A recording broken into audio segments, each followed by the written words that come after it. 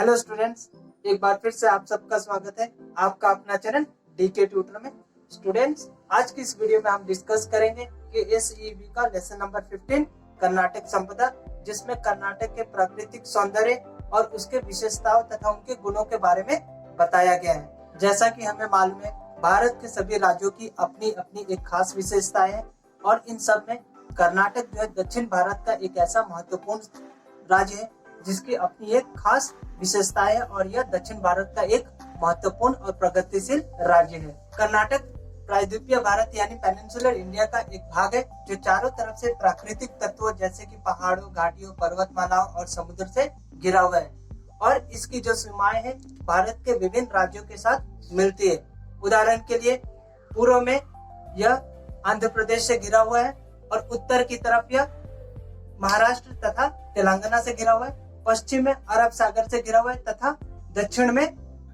तमिलनाडु और केरल राज्य से घिरा हुआ है। कर्नाटक राज्य पेनिनसुलर प्लेटू में बसा हुआ गोंडवाना लैंड का एक बहुत ही पुराना हिस्सा है जो पश्चिम की तरफ उठा हुआ है और पूर्व की तरफ झुका हुआ है और इसी कारण पश्चिम से पूर्व की तरफ ढलान होने के कारण यहाँ की नदियाँ पश्चिम से पूर्व की तरफ बहती है जो जाकर के बंगाल की खाड़ी में मिलती है और वहाँ में त्रिकोणीय महाद्वीप यानी कि डेल्टा का निर्माण करती है। पश्चिम में यह राज्य लंबी और ऊंची पर्वतमालाओं से उत्तर से दक्षिण की ओर फैली हुई है जिसे हम वेस्टर्न घाट या फिर सह्याद्री के नाम से भी जानते हैं तथा पूर्व में यह राज्य नदियों के बहाव के कारण डिसकंटिन्यूअस पर्वतमालाओं का निर्माण करती है जिसे हम ईस्टर्न घाट भी कहते हैं और ईस्टर्न घाट और वेस्टर्न घाट जिस जगह पे मिलते हैं उसका नाम है नीलगिरी और यह जगह जो है बहुत ही एक शोभनीय है यानी कि बहुत ही अट्रैक्टिव प्लेस है। कर्नाटक में कन्नड़ भाषा बोली जाती है और इस राज्य की राजधानी बेंगलुरु है। बेंगलुरु न केवल भारत अपितु पूरे विश्व भर में शिक्षा, विज्ञान, तकनीक तथा उद्योग धंधों का केंद्र बन गया है। यह काफी प्रसिद्ध एवं बृहद शैक्षिक एवं विज्ञान संस्थाएं यानी इंस्टीट्यूट है जैसे कि बेंगलोर विश्वविद्यालय, भारतीय विज्ञान संस्थान, HAL, HMT, ITI, BHEL और BEL। बेंगलोर में सॉफ्टवेयर कंपनी के लगभग 250 से अधिक मुख्यालय यानी कि हेडक्वार्टर्स है। इन्फोसिस, विप्रो जैसी बड़ी टेक्निकल कंपनी बेंगलोर में ही स्थित है तथा यह शहर पूरे भारत तथा कई देशों के कई सॉफ्टवेयर इंजीनियर और IT विशेषज्ञों का आकर्षण केंद्र बन गया है जिसके कारण इसे सिलिकॉन सिटी के नाम से भी जाना जाता है। बेंगलोर दक्षिण भारत के सबसे ज्यादा जनसंख्या वाले शहरों में से एक है क्योंकि यहाँ सारी सुविधाएं जैसे कि शिक्षा, स्वास्थ्य, यातायात, रोजगार होने के कारण देश विदेश से लोग आकर के यहाँ बस गए। विज्ञान तथा प्रौद्योगिकी यानी कि साइंस एंड टेक्नोलॉजी के फील्ड में कुछ महान व्यक्तियों ने कर्नाटक तथा संपूर्ण भारत का नाम पूरे विश्व भर में प्रसिद्ध किया, जिनमें से प्रमुख है sir CV Raman, sir M Visvesvaraya, doctor CN Rao और डॉक्टर शकुंतला देवी। 16 नवंबर 2013 में डॉक्टर CNR राव को उनके रसायन विज्ञान यानी कि केमिस्ट्री में उनके अचीवमेंट्स के लिए उन्हें सर्वोच्च नागरिक पुरस्कार यानी कि भारत रत्न प्रदान किया गया और साथ ही साथ यह घोषित किया गया कि CV रमन और डॉक्टर APJ अब्दुल कलाम के बाद ये भारत के तीसरे वैज्ञानिक हैं। कर्नाटक में बहुत प्रकार के बहुमूल्य एवं उपयोगी खनिज तथा धातुएं पाई जाती है जिनमें से प्रमुख है लोहा, तांबा, सोना, चांदी इत्यादि।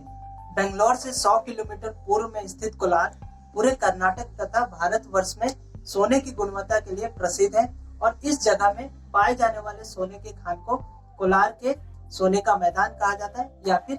कोलार गोल्डफील्ड यानी KGF भी कहा जाता है। कर्नाटक के भद्रावती में कागज के कारखानों के अलावा यहाँ लोहे, इस्पात तथा चीनी, सीमेंट और रेशम के भी अन्य कारखाने हैं और कर्नाटक में सैंडलवुड यानी कि चंदन का पेड़ अधिक मात्रा में पाया जाता है, इसलिए इसे चंदन का आगार यानी लैंड ऑफ सैंडलवुड भी कहा जाता है और इस चंदन का प्रयोग तेल बनाने, साबुन बनाने तथा अन्य अलग अलग कलाकृतियां बनाने में भी काम आती है। कर्नाटक में बहने वाली नदियों को कर्नाटक की जीवन रेखा कहा जाता है क्योंकि इन नदियों के जल का प्रयोग खेती में सिंचाई के लिए तथा जल उत्पादन के लिए किया जाता है। कुछ प्रमुख नदियों के नाम है कृष्णा, कावेरी तथा तुंगभद्रा। कावेरी नदी को दक्षिण भारत की गंगा भी कहा जाता है और इन नदियों पर कुछ प्रमुख जलप्रपात भी है जिनके नाम है जोगफॉल, अब्बी, गोकाक, शिवसमुद्रम आदि। कर्नाटक राज्य की शिल्प कला यानी कि यहाँ की जो आर्किटेक्चर मॉडल है काफी अनोखे, काफी अद्भुत है। बादामी, ऐहोले, पट्टदकल्लू में जो मंदिर है उनकी शिल्प कला और वास्तुकला काफी अद्भुत है। वेल्लोर, हलेबीडु तथा सोमनाथ के मंदिरों में जो मूर्तियां है वो देखने में हमें सजीव यानी कि ऐसा लगता है देखने में कि ये अभी जी उठेंगे। कर्नाटक के श्रवण बेलगोला में गोमटेश्वर की लगभग 57 फुट ऊंची मोनोलिथिक यानी कि एक शिला मूर्ति है जो पूरे संसार को त्याग और शांति का संदेश दे रहा है।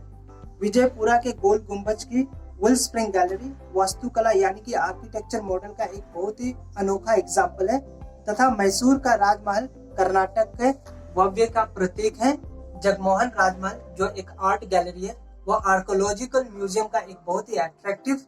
पॉइंट है। कर्नाटक में काफी लंबे समय तक बहुत से शासकों ने राज किया जिनमें से प्रमुख है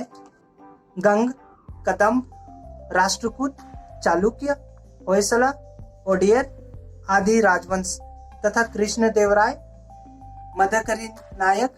रानी अबक्का देवी, कित्तूर चेन्नम्मा, टीपू सुल्तान, आदिल शाह जैसे शासकों ने कर्नाटक राज्य की श्रीवृद्धि यानी कि इसकी प्रगति, इनके विकास के लिए अपना बहुत ही योगदान दिया। कर्नाटक के अनेक साहित्यकारों ने कर्नाटक की कीर्ति यानी प्रसिद्धि जो है पूरे विश्व भर में फैलाई और उनमें से कई समाज सुधारक भी थे, जैसे वचनकार बसवण्णा,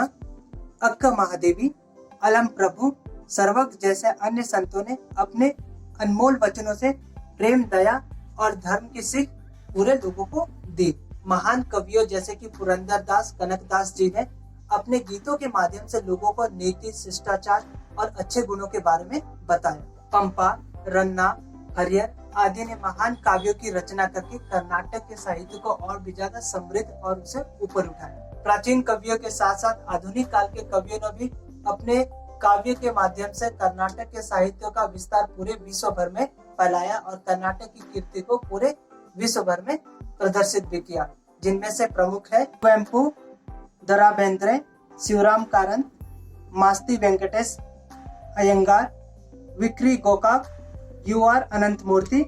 गिरीश कर्नाड, चंद्रशेखर कंबार को उनके साहित्य के लिए ज्ञानपीठ पुरस्कार से सम्मानित किया गया, जो कन्नड़ भाषा, संस्कृति और कर्नाटक के लिए गौरव का विषय है। तो आज के इस वीडियो में हमने डिस्कस किया कर्नाटक संपदा लेसन को, जिसमें हमने देखा कर्नाटक के प्राकृतिक सौंदर्य को, उसके हिस्टोरिकल इवेंट्स को, इकोनॉमिकल इम्पोर्टेंस को तथा यहाँ की कल्चर के बारे में भी हमने जानकारी प्राप्त की। अब मैं आपसे मिलता हूँ नेक्स्ट वीडियो में इसी लेसन के Q&A के साथ। तब तक के लिए goodbye and take care.